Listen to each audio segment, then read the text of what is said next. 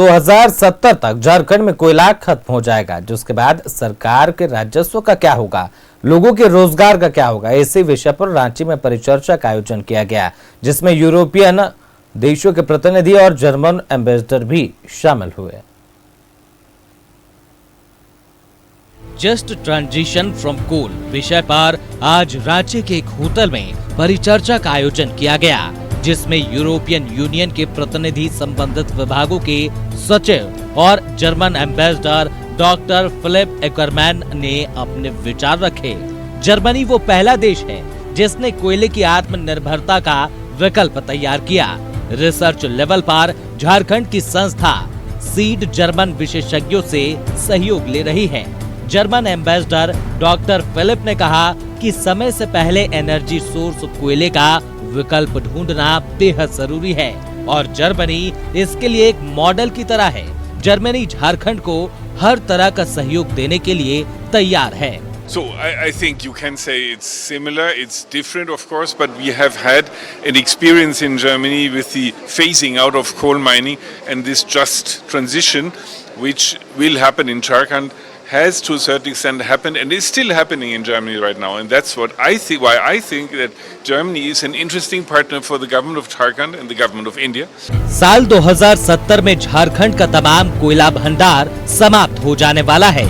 झारखंड के 12 जिलों में कोयले का उत्पादन होता है।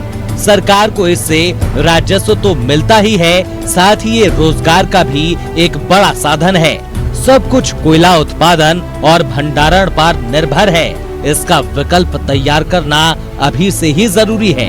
विकल्प रूप में क्रिटिकल मिनरल, जिसमें ग्रेफाइट और लिथियम प्रमुख हैं, उसके खनन पर ध्यान देना चाहिए।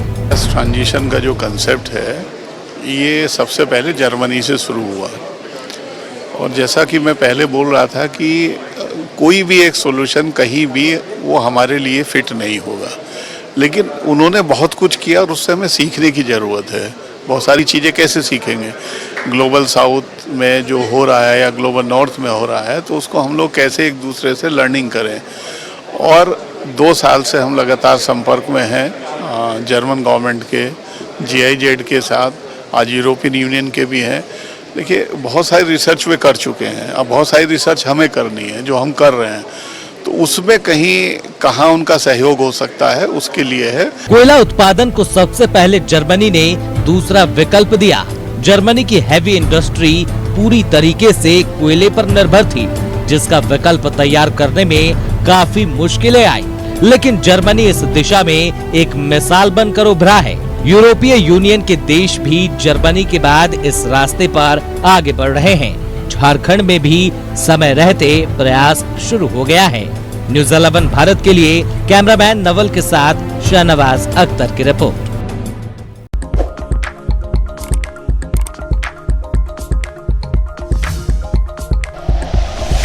Like and share videos, subscribe करें हमारा चैनल और प्रेस करें बेल आइकॉन। न्यूज़ 11 भारत, सच है तो दिखेगा।